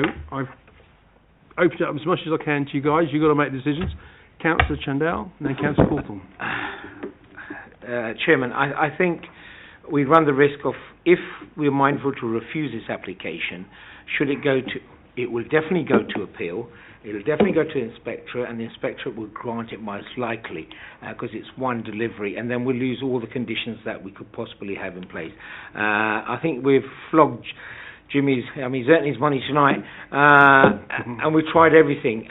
From a resident and a layman's point of view, I think we've pushed everything we can. The law's completely against us on this. I don't think that we can push it any further. I think with the additional conditions and thoughts that you had in place, I think if we have them, I reluctantly will go with the officer's recommendation then. Okay. To push this forward, that's all. Okay, you propose it. Councillor Cawthorne and Councillor Bennett. Yes, I'm going to go along with that, and I second very much for the same reasons. You know, we're talking about a large corporation with very, very deep pockets, and we know where this is likely to go. And it's important that the resident petitioner understands that. We are limited in the extent to which we can control these things as a committee. We don't have a completely free hand. What we're trying to do, I think, is condition it in a way that limits the risk of the sort of issue you're talking about. And that's really as far as we can go. So I second. Thank you. Councillor Bennett? Is it bad to say I completely disagree? I'm less fussed about the condition and the enforcement and whatever action follows. But the reason big supermarkets have loading bays is because HGVs and people don't mix. and I don't see how we can sign off an HGV pulling up at the front of the shop when there are going to be children, vulnerable adults, disabled people, customers, easily 30 to 40 cars out front of that store and people, and this lorry could turn up late and it can leave at 10 o'clock when the doors have already been open half hour. And the premise of that lorry, given its size, being in that car park, is that the only way it can turn around to get out is to effectively ignore the parking spaces marked out and to ignore the one-way guidance and the give way to turn round, assuming nothing is there. But it will be there, potentially. And I don't know, if a kid was to be hit by a HGV because of this, it reflects very poorly on us as a committee that we feel that this is signed off and acceptable. And that's where I'm coming from. So that's fine. I get what Councillor Cawthorne and Councillor Shamdale say. Is there anything on a safety thing that we could do and condition, i.e. Tesco keep the car park, or a portion of the car park, that north bit of the car park, closed until such a time as the HGV has turned around and left, and any customers who arrive early have to park on the south side? Yeah, well, that's the whole part of the delivery management plan that I was trying to thresh out. Councillor, I'll come to you, but is it a parking thing, or because I can ask Dr. Tilley to... Dr. Tilley. Thank you, Chairman. I would really support a condition requiring a servicing and delivery plan, and that servicing and delivery plan wouldn't be signed off until officers were very satisfied that the scenario that Councillor Bennett has highlighted would not arise. So we would look at it very carefully and make sure that this proposal doesn't increase road danger. Okay, fantastic. Thank you, Chairman. Well, the first thing was that I totally agree with what Councillor Bennett said. The second thing was we were talking originally about putting a condition about trying to stop people going in half an hour before, trying to get Tesco's to... I just wanted some advice from the legal team. As far as I know, as far as I understand, the law says it's about the sale of goods. They're not selling anything until that's 10 o'clock, so I'm not sure as the committee were able to put any sort of condition of that sort on in the first place. Well, let's test it out, Jimmy. They're officially, they've been granted opening hours from 10 to 4 o'clock. So that states to me that the doors should not be, and when I worked for Marks and Spencer's, I had to open the doors at 10. I wasn't allowed to open them early. We didn't have, we don't have riff-raff at Marks and Spencer's, but you know, people that go in. That is a joke, by the way, before anybody writes into me and says, I've been thinking. But please go, keep going. Chair, just on your point, I think the opening hours are for the store and not for the car park. There will be nothing stopping people coming into the car park before 10 o'clock, like Councillor Bennett said as well, trying to park there and trying to park in the disabled bays. So yes, if we even were allowed to put a condition on the opening hours of the store, that's not the opening hours of the car park. Okay. Jimmy? I'm going to be honest here, the Sunday trading laws is not my area. I had to try to have a quick look because I could see it as a questioning coming. But physically, I don't think I think you're right to stop anybody coming in, and it is common practice that you do, and we've all done it, I suspect, as regards that. So I'm struggling as regards the correcting this. What's the perceived issue is with this. There is a one delivery. I think Chris wanted to add something. Yeah, Chris. Yeah, I just want to respond to this. I did sort of try and address it earlier on. You've got a condition in place which allows the store to open at specific times. Adding an additional condition which prevents people from entering the stores would conflict with that condition, in which case you would actually have to vary that condition, which would be outside of the scope of this application. So we wouldn't be in a position to be able to do that, and we wouldn't be in a position to be able to add a condition. Sorry, so does it say that they can open the doors at 9:30? Well, what it says is that the food superstore shall not open for the sale of goods before 8 and after 9 p.m. on Monday to Saturday. So what I'm saying is...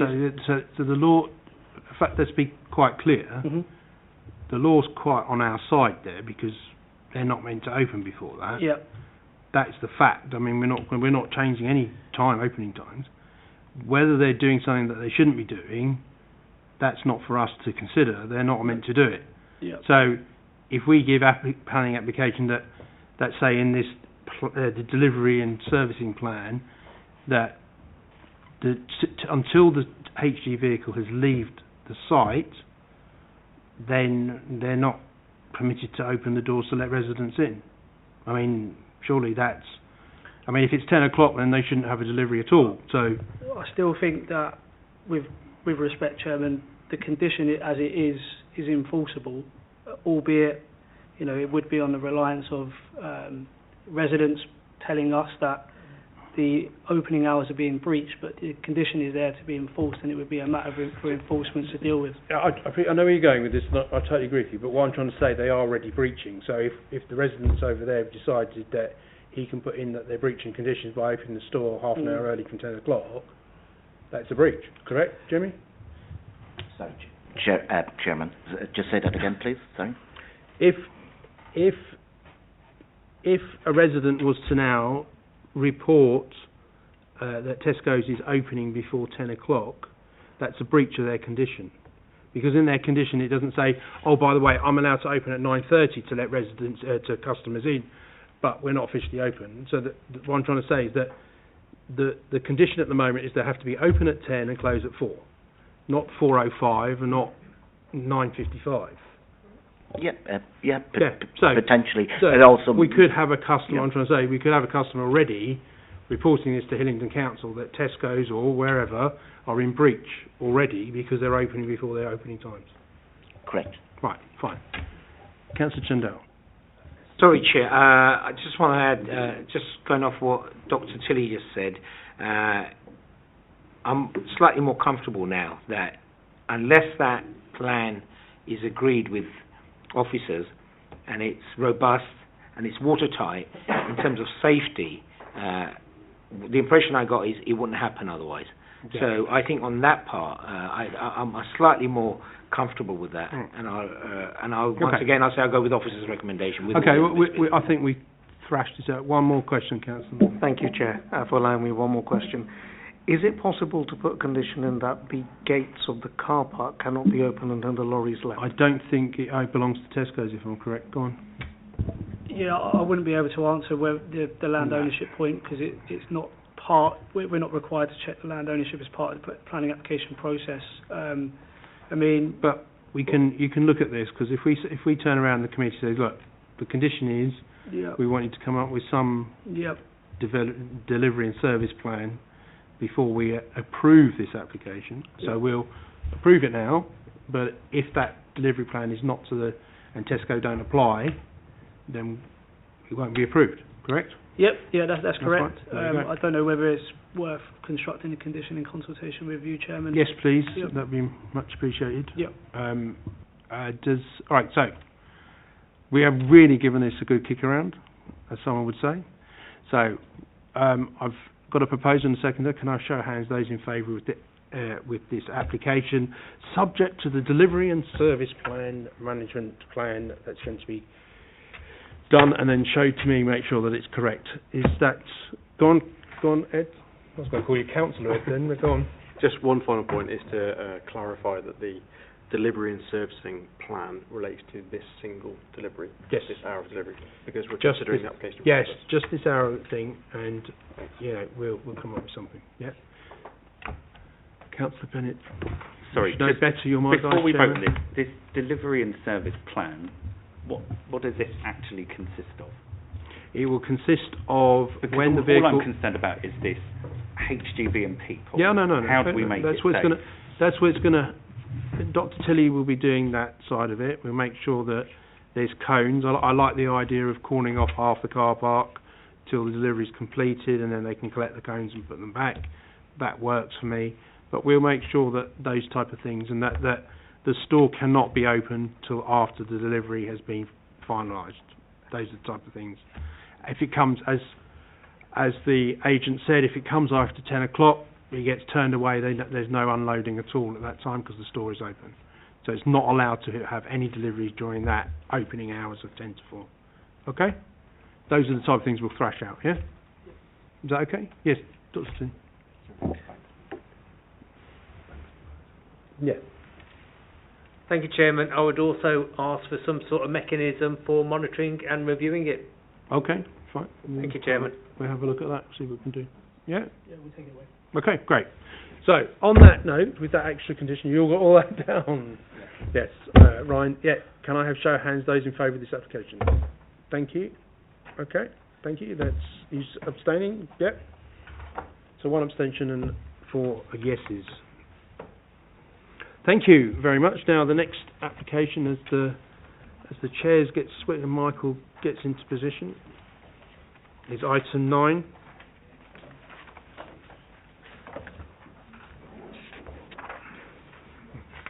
Do you know what item 9 is? What is item 9? Former Simpson Gardens and Centre at West Drayton.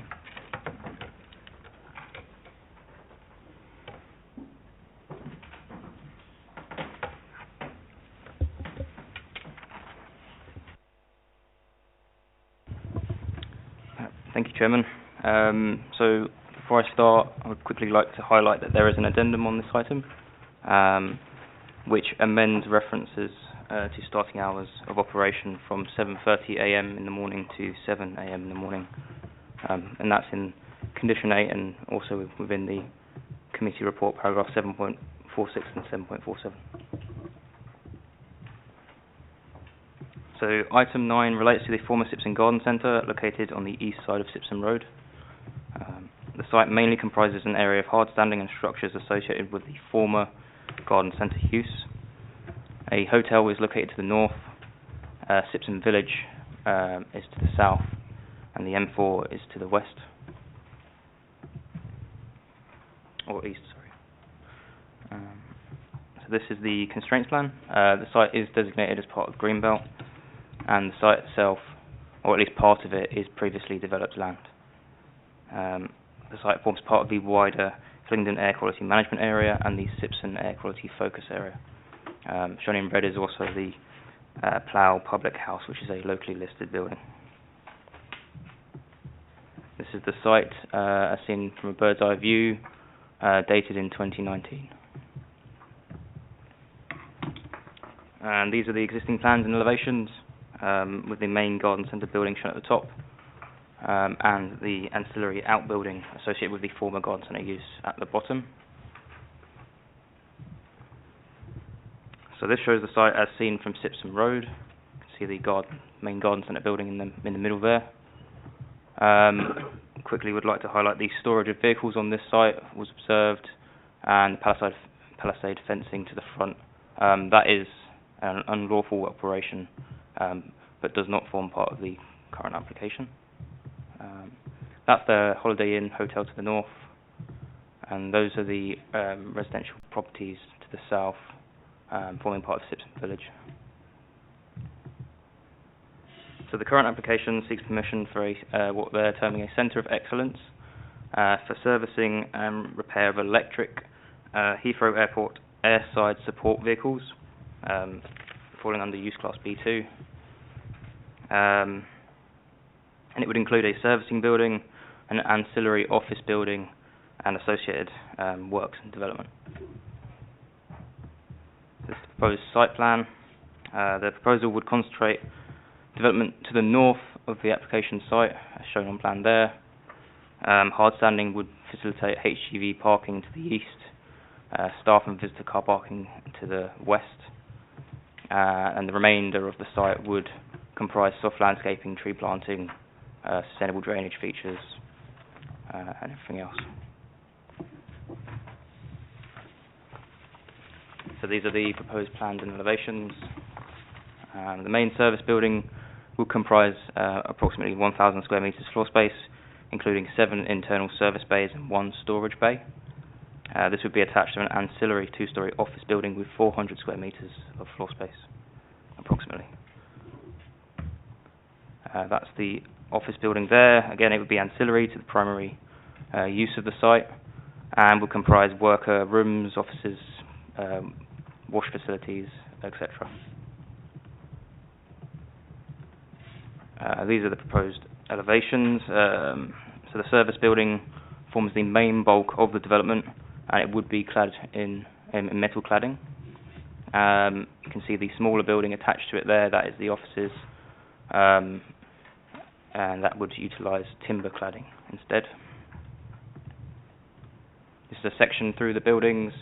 So you've got the offices on the bottom there, showing 2 stories, and the service building shown on top there, which would be double height to facilitate the servicing of the larger vehicles. This is the roof plan. Would note that there is a green roof or green roofs proposed on both buildings, and PV panels would be located on both buildings as well. And this is the final plan, and it compares the existing previously approved garden centre use or development and the proposed, the currently proposed B2 use development. You probably would note that there is a reduction in general kind of coverage as part of the proposals, but there is an increase in height and volume.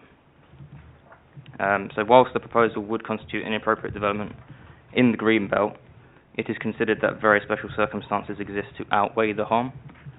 The development would support the function of Heathrow Airport, and it has been agreed with the GLA that no alternative non-green belt locations exist to meet the locational and operational requirements of the proposal. The economic and biodiversity benefits also weigh in favour of the proposal. Subject to the referral back to the GLA for Stage 2 process, alongside the planning conditions and obligations recommended here, the application is recommended for approval.